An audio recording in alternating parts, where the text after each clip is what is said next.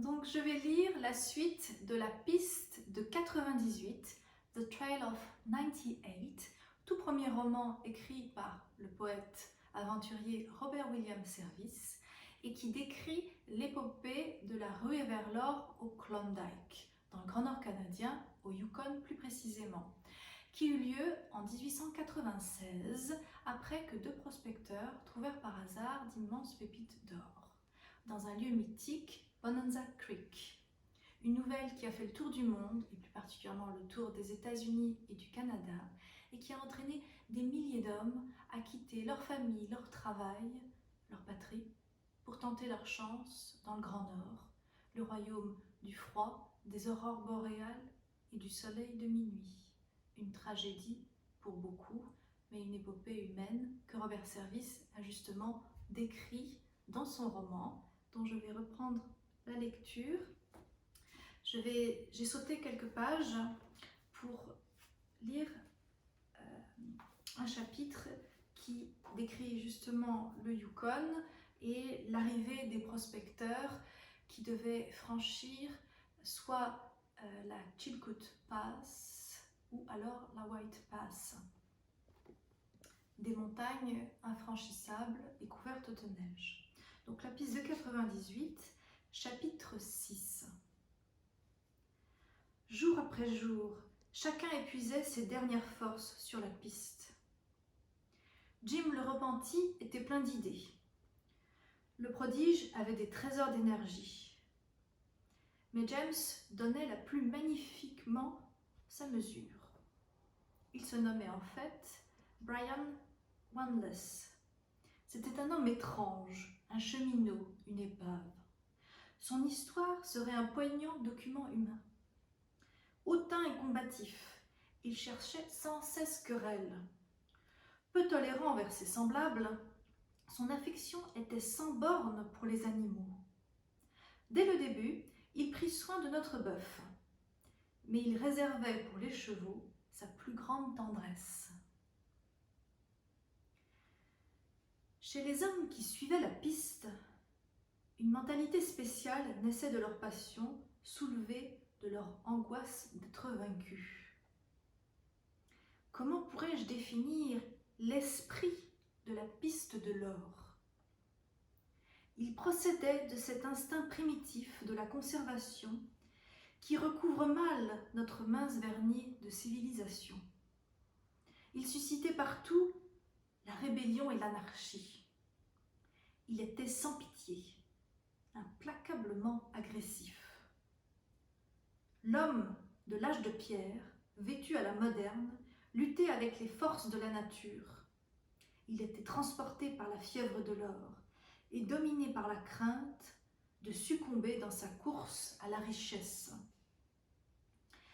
Affolés par les difficultés et les obstacles, ceux qui tentaient cette grande aventure devenaient des monstres de cruauté et piétinaient sans merci les moins robustes qui entravaient leur avance.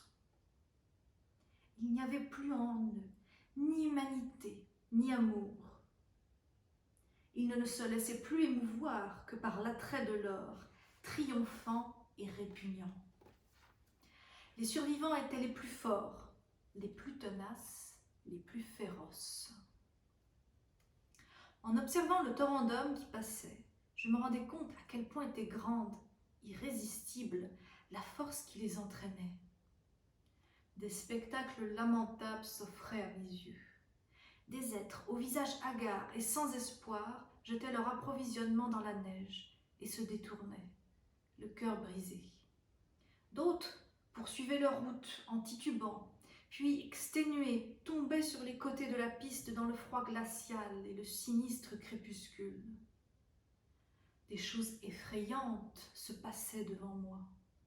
Des hommes se maudissaient l'un l'autre, maudissaient la piste, maudissaient leur Dieu, puis, serrant les dents, continuaient leur chemin, épuisant leur fureur sur leurs pauvres animaux.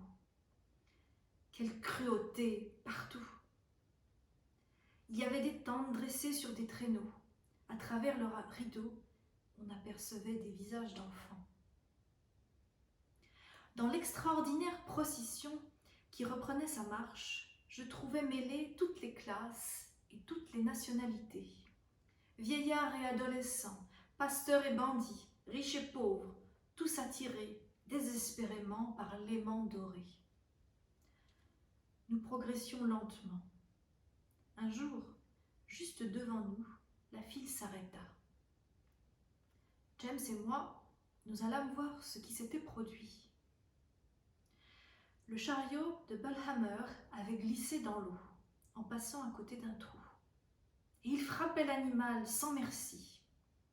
Le cheval faisait des efforts pour hisser le chariot hors de l'eau, mais à chaque nouvel élan, il s'épuisait et il retombait sans cesse sur ses genoux qui saignaient. Bullhammer, de plus en plus furieux, tirait sur les rênes et frappait l'animal à la tête avec un maillet. C'était un spectacle abominable. Et je serais intervenue si James ne s'était pas précipité. « Maudite brute !» s'écria-t-il. « Si vous frappez encore une fois ce cheval, je cacherai votre maillet sur vos épaules. » Bullhammer se retourna vers lui. La surprise le paralysa. Ils étaient tous les deux grands et forts et se regardaient, les yeux dans les yeux. Enfin, Bullhammer parla. « Allez au diable! Ne vous mêlez pas de mes affaires. Je tuerai ce cheval si cela me plaît. » Tout en parlant, il donna un coup violent à la pauvre bête. Il y eut une courte lutte. James arracha des mains de Bullhammer le maillet que je vis s'abaisser 2 fois. L'homme tomba en arrière et le cheval se laissa glisser tranquillement dans l'eau. « Misérable, j'ai bonne envie de vous fouetter jusqu'à la mort, mais vous n'en valez même pas la peine, sale chien. » Il donna un dernier coup de pied à Bullhammer. L'homme se releva. « Par le diable, tirez-le de là vous-même, dit-il, en regardant son cheval, et faites-en ce que vous en voudrez. Mais je me vengerai. » Il partit en proférant des injures. L'arrêt du trafic cessa, la piste reprit son activité. Nous attachâmes notre bœuf au cheval, qui fut hors de l'eau, et grâce aux soins de James, il put reprendre son travail au bout de quelques jours. Une autre semaine passa, toujours sur la piste, entre la tête du ravin et le sommet de l'impasse. L'effort continuait. La piste est parfois presque impraticable, et sans l'invincible bonne humeur du prodige, j'aurais souvent renoncé à poursuivre mon chemin. Voici un autre extrait de mon journal. Levé à 4h30 et départ pour le sommet avec nos fardeaux. La piste est couverte de neige. Nous avons eu grand-peine à la déblayer. Les chargements se sont renversés plusieurs fois, mais avons atteint la crête à 3h. Le bœuf est presque exténué. Il fait un vent terrible et il neige abondamment au sommet. Le bœuf se couche fréquemment. Il m'est très difficile d'empêcher mes pieds et mes mains de geler. Je tiens bon pour atteindre Balsam City. J'y suis arrivée vers 10h du soir. Mes vêtements étaient raides de glace. J'ai eu grand-peine à trouver du bois et à faire du feu. Il était presque minuit lorsque j'ai pu obtenir une belle flambée et faire cuire mon souper.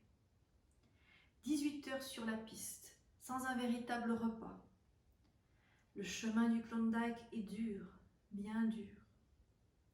Pourtant, je crois que comparé à d'autres, nous nous en tirons assez bien. Chaque jour, au fur et à mesure que les difficultés de la piste augmentaient, je constatais qu'il y avait de plus en plus de souffrances et de privations, et que pour beaucoup d'entre nous, c'était dans le passage blanc que devaient sombrer toutes leurs espérances. Je voyais pâlir les visages de certains de nos compagnons. Loin, loin au-dessus de nous, les montagnes immenses se perdaient dans les nuages. Nous apercevions des hauteurs géantes d'où tombaient les avalanches et où naissaient les ouragans. J'avais conscience de leur sublimité. La file noire qui se traînait vers la passe glacée semblait former d'innombrables fourmis. Des hommes tombaient sans cesse, que nul n'y prit garde. La brèche se refermait, La marche continuait, puis on atteignait le sommet. Derrière nous, des centaines, des milliers d'êtres montaient. Tous n'avaient qu'un seul mot, Klondike, sur les lèvres, et la séduction de l'or faisait tressaillir leur cœur. Le Klondike ou la mort, tel était le cri de guerre que répétaient sans cesse ces hommes aux barbes en broussailles. Le Klondike ou la mort, l'homme fort redressait avec patience infinie son traîneau renversé, et face à l'avalanche aveuglante, avançait dans la neige. Le Klondike ou la mort, l'homme fatigué, usé par la piste, sortait du trou dans lequel il était tombé. Et raidi, gelé, labouré par la souffrance, grinçait des dents et essayait encore quelquefois de tenter sa chance. Le Klondike ou la mort, le fanatique de la piste, affolé par l'or, accomplissait des prodiges d'endurance, jusqu'au moment où la nature se révoltait et où, délirant et hurlant, on l'emportait pour mourir. Deux hommes épuisés ramenaient du sommet un traîneau à main sur lequel était attaché un pauvre être brûlé par la fièvre, divagant. À demi fous de souffrance, eux-mêmes, ses compagnons continuaient implacablement leur route. Je reconnus l'employé de banque et le professeur, je les hais. Ils me contemplèrent sans me reconnaître. « Méningite » dirent-ils laconiquement. Je regardai le malade et finis par distinguer, sous ce masque de terreur et d'agonie, le visage familier du graveur sur bois. Il me dévisagea et s'écria « Je suis riche, très riche, je l'ai trouvé, l'or, par milliers, par millions, je vais vivre, grâce à Dieu, je vais vivre. » Pauvre garçon, il mourut là et fut enterré dans une tombe sur laquelle son nom ne fut même pas inscrit. La vieille mère attend peut-être encore son retour. Il était son seul appui, l'être unique sur lequel elle vivait. Il était doux, pourtant il dort à l'ombre de ces montagnes arides, dans la froide terre où nul ne le retrouvera jamais. Chapitre 7. Nous étions à Balsam City. Mark et Bellhammer s'étaient associés aux demi-cents, au professeur et à l'employé de banque. Cette association était désastreuse pour les deux derniers. Marx en était la cause. C'était un homme brutal. Le professeur et l'employé de banque étaient au contraire paisibles et impressionnables. Aussi conçurent-ils pour Marx un respect exagéré. Mais ces procédés d'intimidation n'avaient aucune prise sur le demi-cent. Alors que les deux autres tremblaient et le servaient du matin au soir, l'Indien l'ignorait, tandis que Bellhammer le haïssait. Celui-ci le regardait avec flegme. Marx prenait cela pour de la lâcheté et injuriait l'Indien sans cesse. Il faisait notamment des allusions déplacées à l'honneur de sa famille. Le demi-cent continuait à n'en tenir aucune compte. Il y avait dans son attitude un mépris écrasant. Telle est la situation. Un soir, nous leur fîmes, le prodige et moi, une visite. Marx avait bu toute la journée. Le prodige proposa une partie de poker et s'assit à la table de jeu avec Marx, Bellhammer et l'Indien. Ils fixèrent le maximum des relances à 10 cents, puis l'élevèrent à 25, et enfin supprimèrent toute limite. Une bouteille passait de main en main, et on fit plusieurs gros pots. Bellhammer et le prodige étaient à peu près à jeu. Marx perdait beaucoup, tandis que le demi-cent voyait sans cesse augmenter sa pile. Par un coup du sort, les deux hommes se heurtaient sans cesse. Marx relançait, et son adversaire avait toujours le jeu gagnant. C'était exaspérant. Et Marx s'excitait de plus en plus. Il jurait, déclarait qu'il avait toujours de belles cartes, mais que l'autre s'arrangeait pour le battre. Le demi-cent offrit de se retirer du jeu, mais Marx ne voulut pas accepter. « Continue, hurla-t-il, ne te dérobe pas. Donne-moi une chance de regagner mon argent. » Ils se rassirent et les cartes furent données. Le demi-cent reprit, Marx s'abstint.